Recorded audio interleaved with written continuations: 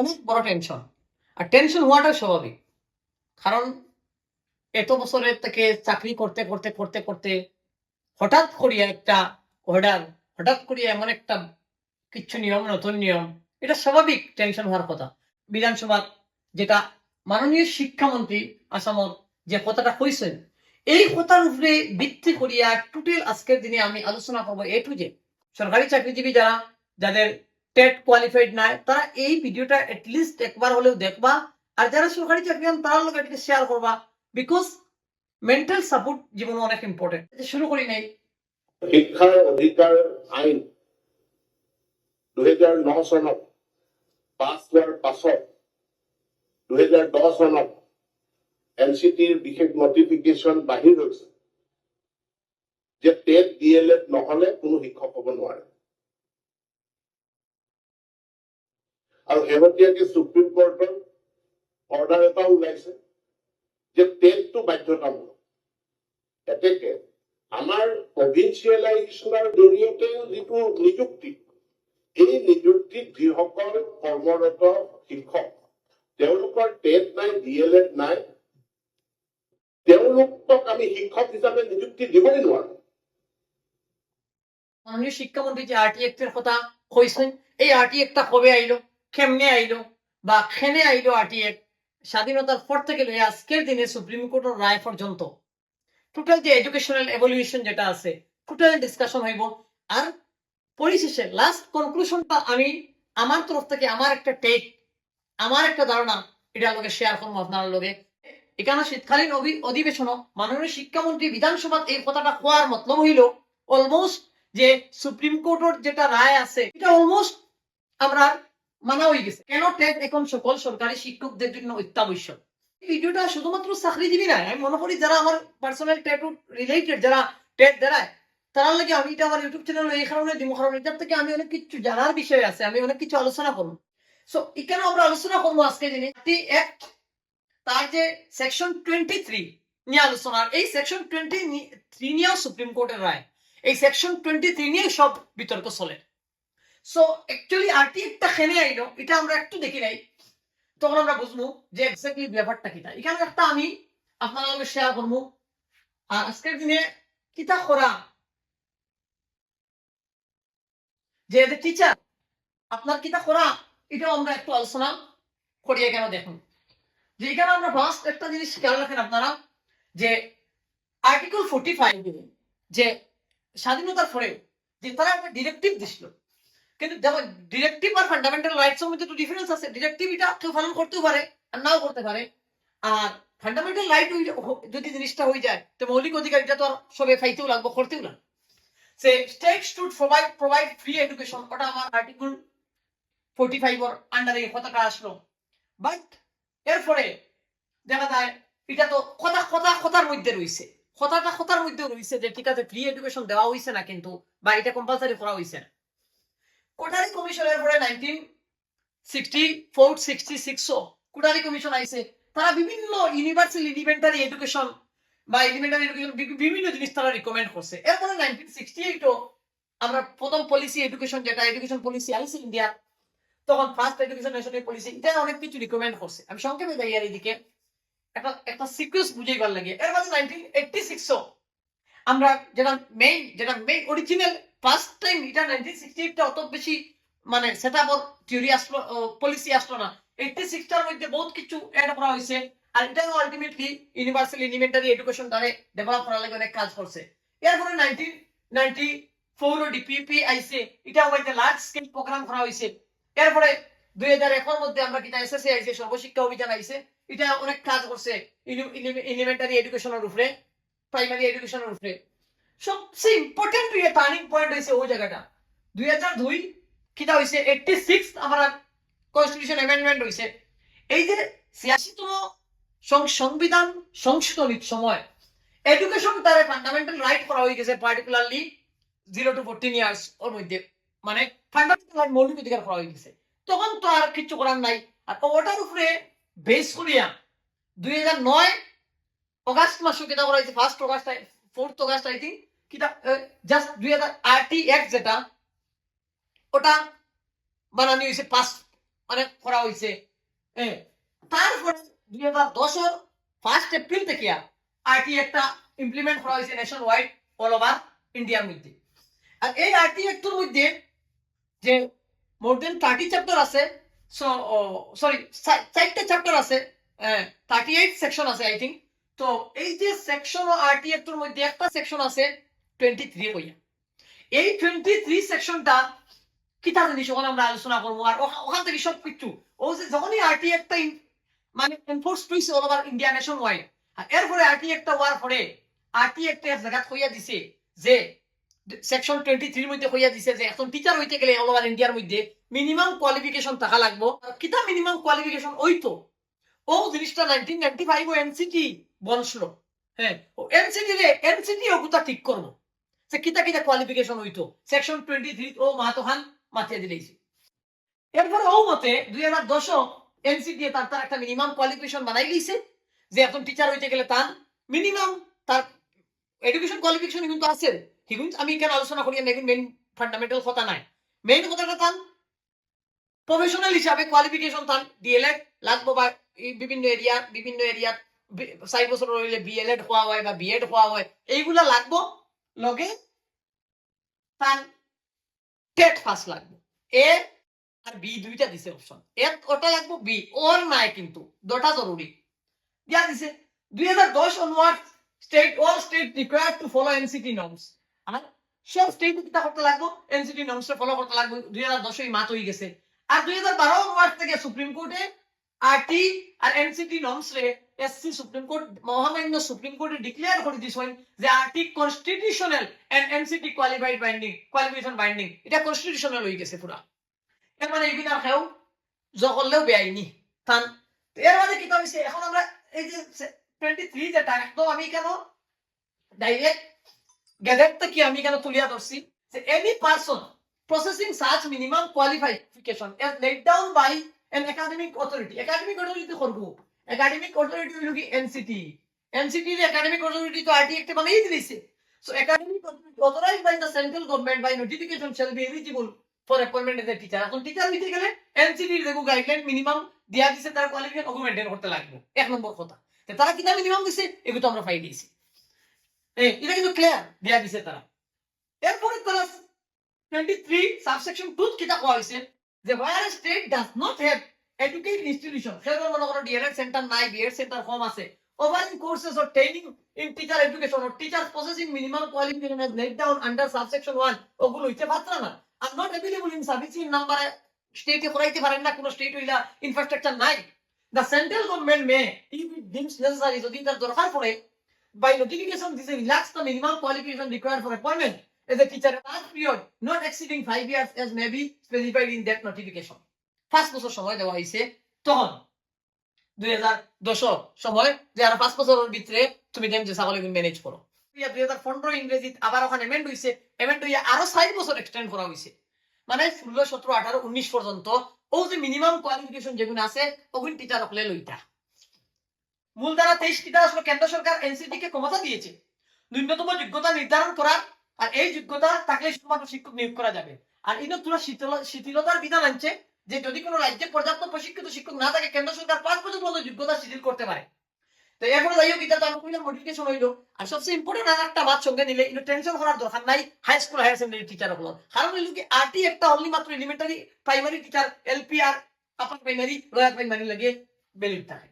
এবং এই এনসিটির দ্বারা 23 কিতা হইছে এনসিটির ভূমিকা ক্ষমতা, জাতীয় শিক্ষক শিক্ষা পরিষদ এনসিটি হলো আরটি আইনের দ্বারা 23 এর অধীনে একমাত্র একাডেমিক কর্তৃপক্ষ। একটু আগে আমি কইছি যে তারা হইলো কি একমাত্র একাডেমিক কর্তৃপক্ষ, তারা শিক্ষকদের ন্যূনতম যোগ্যতা নির্ধারণ করতে পারেন এবং তারা নিয়ন্ত্রণ করেন।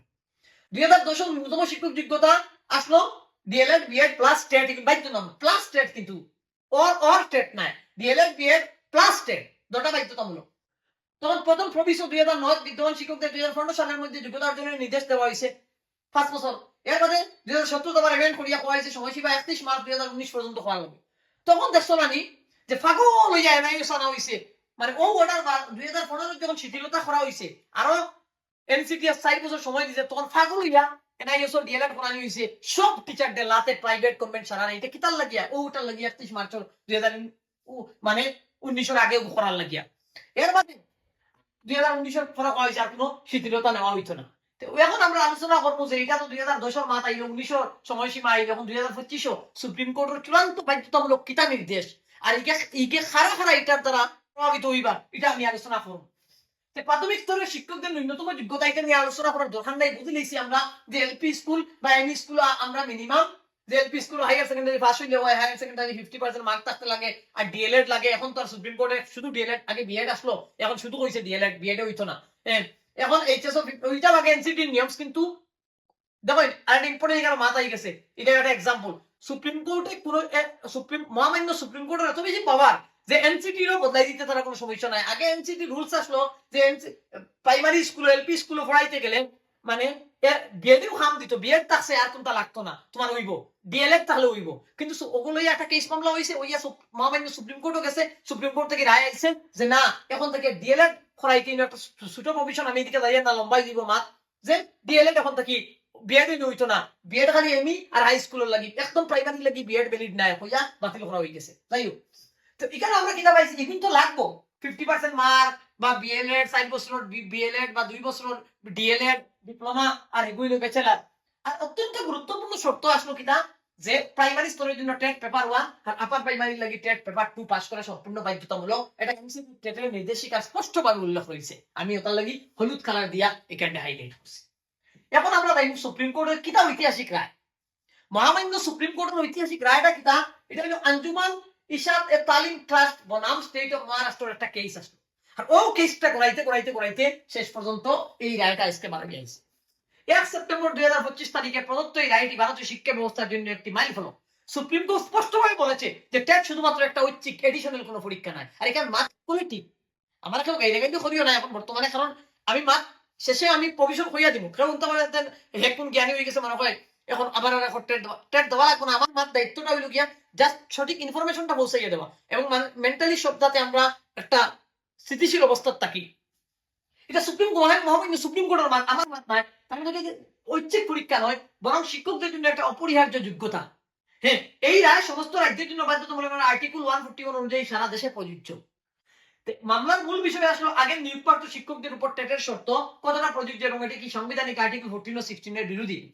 তিনটা একটা ইম্পর্টেন্ট মাত আছে, এটা রিসেন্ট আমরা মানে আসাম অ্যাসেম্বলি তো আমরা একটা আইন পাস হইছে যে মাইনরিটি ইনস্টিটিউশন গুলারে এখন থেকে গভর্নমেন্টে কিটা করতে পারবো, আসাম সরকারে রেগুলেট করতে পারবো, বিশেষ করে ফাইন্যান্স ফিজ রেগুলেটরি যেগুলো করতে পারবো। এগুলো তো আগে আসলো না, সংবিধানে মাইনরিটি ইনস্টিটিউশনের দায়িত্ব অল ওভার ইন্ডিয়া দেয় নাই পারমিশন, কিন্তু এগুলো আলাদাভাবে মানে করা হয়েছে, এর লাগে আইন করা লাগছে এখানে। সো এখানে সুপ্রিম কোর্টের রায়ের মূল বিষয়বস্তু আসলো কিনা যে নতুন নিয়োগের জন্য তো আগেরও কথা যে ক্লাস 1 থেকে 8 পর্যন্ত যারা শিক্ষক হতে চান তাদের লাগে টেট পাস করা এসেনশিয়াল কোয়ালিফিকেশন, এটি যারা কোনো নিয়োগ বৈধ হবে না। আর 2 নম্বর, যারা বর্তমানে চাকরিতে আছেন এরা কিটা করতে পারবে, পদোন্নতি চান, যারা পদোন্নতি চাইবা তারা লাগে টেট পাস করা বাধ্যতামূলক, প্রমোশন পেতে হলে টেট সার্টিফিকেট থাকতে হইব। আর পুরানো নিয়োগের ক্ষেত্রে যারা আরটি বা অ্যাক্ট আইবার আগে বা টেট চালু হওয়ার আগে যারা নিয়োগ পেয়েছেন তাদের ক্ষেত্রে এই শর্ত প্রযোজ্য, তবে শর্ত সাপেক্ষ ছাড় রয়েছে। ও যেগুলো শর্ত কিতা শর্ত ছাড় রয়েছে, যদি আপনার 5 বছরের বেশি সার্ভিস থাকে তে আপনি কিতা করা লাগবে, অ্যাকর্ডিং টু মহামান্য সুপ্রিম কোর্টের মতে যাদের অবশিষ্ট চাকরির মেয়াদ 5 বছরের বেশি তাদের 2 বছরের মধ্যে টেট পাস করতেই লাগবে। মানে আপনার যদি আজকের দিনে 52, 53, 54 বছর হয় তে রিসেন্ট এই অর্ডারের মতে আপনার টেট পাস করতে লাগবে। হ্যাঁ, বা আপনার যদি এর চেয়ে কম হয়, টেট যদি না থাকে, আপনি যদি সরকারি চাকরি আনেন এলপি স্কুলের বা ইউপি স্কুলের বা অন্যথায় কম্পালসারি রিটায়ারমেন্ট বা চাকরি বাতিলের ঝুঁকি রয়েছে। অত স্ট্রং কথা আইছে না, কিন্তু ঝুঁকি রয়েছে। কোন স্পষ্টভাবে 2 বছরের গ্রেস পিরিয়ড দিয়েছে যাতে শিক্ষকরা টেট পরীক্ষার জন্য প্রস্তুত নিতে পারেন এবং পাস করতে পারেন। 2 বছর গ্রেস পিরিয়ড দেওয়া হয়েছে। 5 বছরের কম সার্ভিস যারা আছে এরা কোয়া হয়েছে যে টেট না দিলে হইব, আর তারা টেট না থাকলে চাকরি রাখতে পারবেন, প্রমোশন পাইতা না বা কোন। মনে রাখবেন এই বিধান রিট্রোস্পেক্টিভ এফেক্ট নিচ্ছে, অর্থাৎ আগের নিয়োগকেই প্রযোজ্য হবে, তবে গ্রেস পিরিয়ড ছাড়ের সুবিধা রয়েছে। পুরানো নিয়োগের নতুন শর্ত আরোপ করা সংবিধান বিরোধী হয়েছে, এটা তো পুরানো আগে আমরা হয়ে গেছি, আইপিএফ টাইবার আগে আমরা হয়ে গেছি, আমরা তো এখন এই নিয়ম দিত আর বান দিতে পারতাম। এর বাদে নিয়োগের সময়ের নিয়ম, তারা নিয়োগের সময় বিদ্যালয় রুলস অনুযায়ী যোগ্য ছিলেন। এর বাদে তারা শিক্ষকদের যুক্তি হইল গিয়া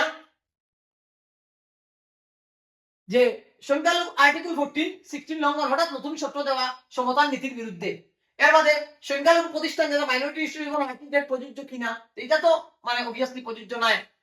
এর বাদে সুপ্রিম কোর্টের জবাব হইল গিয়ে কেন মহামান্য সুপ্রিম কোর্ট রয়েছে কোন আরটি দ্বারা 23 অনুযায়ী যে এমসিটি যেটা মিনিমাম কোয়ালিফিকেশন ঠিক করেছে টেট এর তার অংশ, এটা আইনসঙ্গত ও যুক্তিসঙ্গত, তারা এটার কোনো খণ্ডন করা গেছে না। বিশেষ করে আসামের ক্ষেত্রে কিন্তু দুইটা পার্ট আছে, কারণ আসামও 2009-10 আগেও কিন্তু নাই, স্বাভাবিক টেট তো যখন আইছে না তখন তো টেট ফাঁস তো কোনো প্রশ্ন উঠে না। কিন্তু সবচেয়ে ইম্পর্টেন্ট ব্যাপার হয়েছে আসামও 2010 পরে নিয়োগ হয়েছে এবং টেট ফাঁস নাই। ওটা হলো আসাম হলে এটা আলাদা একটা কেস, ইউনিক কেস। তো এটা আমরা এখন বুঝুন। নর্মালি তামিলনাড়ু, কেরালা, উত্তরপ্রদেশ প্রত্যেকটা স্টেটে বিভিন্ন রকমের এটা করছে। যেমন সুপ্রিম কোর্ট রিভিউ পিটিশন দাখিল করেছে তামিলনাড়ু। এর মধ্যে ক্যাডেট না থাকায় হাজার হাজার শিক্ষক ঝুঁকিতে রয়েছেন, সরকার এই বিষয়ে বিস্তারিত তথ্য সংগ্রহ করছে মানে কেরালা। উত্তরপ্রদেশেও মাননীয় মুখ্যমন্ত্রী উত্তরপ্রদেশের মানে এটা সুপ্রিম কোর্টও এটা অর্ডারের বিরুদ্ধে রিভিউ ফাইল করা লাগে কইছেন। তো আর্টিকেল 14 মতে আমরা 141 মতে আমরা সবাই জানি যে সুপ্রিম কোর্টের রায় সারা দেশে বাধ্যতামূলক, সকল রাজ্যকে এটা মানতেই হবে যতক্ষণ না কোর্ট নিজে রিভিউ করে বা সংসদ আইন পরিবর্তন না করে।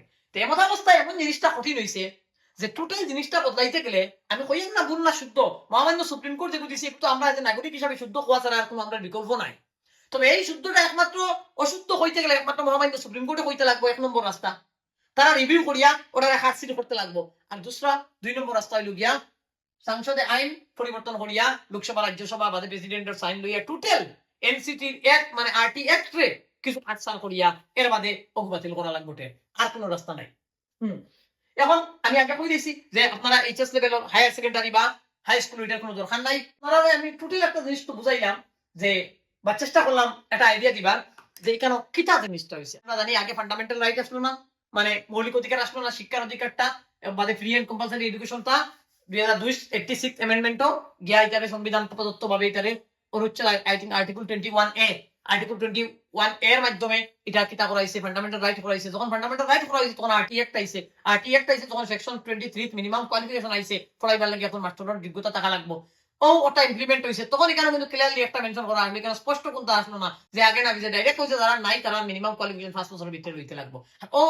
ও মা তখনের ভিতরে দিয়া যাত্রা মারা হয়ে গেছে মহামান্য সুপ্রিম কোর্টের মাধ্যমে। এটা মাই টেক, এটা কিন্তু আমার ভুল হইতে পারে, শুদ্ধ হইতে পারে। আমি যখন দেখি আর যে এই টোটাল আইন কানুন বা টোটাল আরো কিছু স্টাডি করি আমি যখন দেখছি যে টোটাল যারা ফ্রেশ অ্যাপয়েন্টমেন্ট দেওয়া হয়েছে, কিছু কিছু যেমন 2013 তোমরা আসামও বড় আকারে নিযুক্তি দেওয়া হয়েছে, মা বাপ মারা গেছেন এরা আন্ডারে যারা চাকরি পাইছেন এরারও জব দেওয়া হয়েছে, এরা কিন্তু গেলে তো করানো হয়েছে, ফোকাস করানো হয়েছে, টেট ফার্স্ট করানোর কথা হয়েছে না। কিন্তু আমরা এখানে পাইছি টেটও যতক্ষণ দরকারি ঠিক ডিএলএডও তখন দরকারি, কিন্তু সবরে জোর জবস্তি করিয়া রাইতে রাইতে ডিএলএড করানো হইতেছে, প্রেসার দিয়া কত কিছু করিয়া, কিন্তু এরা এবার টেট পাস করানো হইছে না। আরটি অ্যাক্ট ইমপ্লিমেন্ট হওয়ার পরে 2010 এর 1 এপ্রিলের পরে যতটা নিউ টেট করা হয়েছে সম্পূর্ণ অবৈধ। প্লাস যদি এখন তো দেওয়া হয় সেই নিয়মে তত্র 5 বছর তার সময়ের ভিত্তিতে দেওয়া হইতো আসলো, 2019 এর আগে আগে টেট পাস হইতো আসলো। এর মানে এখনো এই জিনিসটা লইয়া বিশেষ করে 2000 এখন খেয়াল কেন আছেন ভেঞ্চার স্কুলের ব্যাপারটা হইতে পারে, যেমন অ্যাপয়েন্টমেন্ট দেওয়া হয়েছে আগে, কিন্তু সরকারি ভাবে তো অ্যাপয়েন্টমেন্ট তো আগে ধরা হয়েছে না। এটা একটা খুব বড় ফ্যাক্ট। ভিডিওটা দেখতে বা পুরোনো টিচার্স যারা ভিডিওটা দেখতে আপনারা সম্মিলনীর লোকে কথা পাতেন, বিশেষ করে আসামের ক্ষেত্রে। হ্যাঁ, আমরা প্রাথমিক সম্মিলনীর লোকে কথা পাতেন, কথা হইয়া এটা নিয়ে একটা আলোচনার দরকার। এটা হঠাৎ ঘটনা ঘটে। এখন আপনারা এখনো মানে লাস্টের সময় যাওয়ার পরে যদি কোনো ঘটনা ঘটি যায় বা এমন সময় যদি মহামান্য সুপ্রিম কোর্টে 2 বছর বাদে যদি হঠাৎ করে বেশ করে প্রেসার দিয়া যদি তখন ও গভর্নমেন্টেও ট্যাক লইব। এই ব্যাপারে শিক্ষামন্ত্রীকে এক প্রথম আলোচনা করা দরকার সম্মিলনীর সঙ্গে নিয়া যে আমরা অ্যাপয়েন্টমেন্টটা কিতা 2013 ধরা হইব না আমার আগর হিসাবে ধরা হইব। আগর হিসাবে ধরা হইলে তবে কত সময় আপনারা মানে রিভিউ সুপ্রিম কোর্টের রিভিউর বারসাইটা বা ওয়েট করতা বা সুপ্রিম কোর্টের রিভিউর দিকে খেয়াল রাখতা বা অন্য কোনো মানে আইন সংশোধনের দিকে খেয়াল রাখতা। আর যদি আপনারা অ্যাপয়েন্টমেন্টটা পিওরলি 2013 হিসাব ধরা হয় তে এখানে তো আর ই আইন তো আর বদলিত না যে আজকের দিনে যে চাকরি পাইতে গেলে টেট লাগে ডিএলএড লাগে, ই আইন তো আর চেঞ্জ হইতো না না, মানে একদম আইন যদি সংশোধকীয় বদলানিও হয় এরপরেও তো এটা হইতো না, এটা তো আর চেঞ্জ হইতো না, এটা তো আর কম্প্রোমাইজ করা হইতো না। বা যদি রিভিউ দিয়া থাকে তে যারা কানুন এস্টাবলিশমেন্ট ওয়ার কানুন ইমপ্লিমেন্ট ওয়ার পরে আগে যারা চাকরি হয়ে গেছে এরা হয়তো মেবি রিভিউ কিছু উঠে আইতে পারে, বাট এরার তো কিছু হইতো না। এর লাগি আপনারা দুইটা রাস্তা, একটা রাস্তা হইল গিয়ে যারা বিশেষ করিয়া 2010 ইংরেজির পরে চাকরি পাইছেন ভেঞ্চার স্কুল বা অন্য কোনো ওয়েতে হোক, সরকারি শিক্ষক, আপনার ডিএলএড তো আপনার খরানি হয়ে গেছে, ডিএলএড তো ও যারা রিসেন্ট চাকরি হয়েছে, যারা মা বাবার চাকরির আন্ডারে, এরাও লোক সঙ্গে সঙ্গে ডায়েটও বা বিভিন্ন ডিস্ট্রিক্ট মানে ডায়েটও তারা সুযোগ দিয়ে খরানি হয়ে গেছে। বাট তাহলে কিন্তু টেটও সেম তো কম্পালসারি, একটা আইন এক সাইড বানাও আর এক সাইড বানাও না।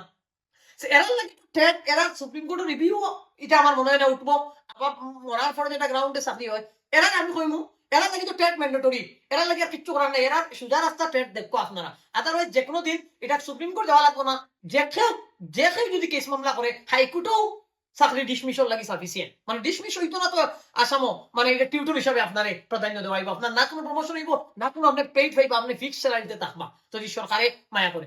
সেকেন্ড, যারা ভেঞ্চার স্কুল, মাননীয় শিক্ষামন্ত্রীর লোকে আলোচনা করা দরকার যে সম্মিলনীর মাধ্যমে, সংগঠনের মাধ্যমে বিশেষ যদি সরকারি যে সময় দেওয়া হয়েছে এটা যদি হয়, তে আপনারাও আর কোনো উপায় নাই,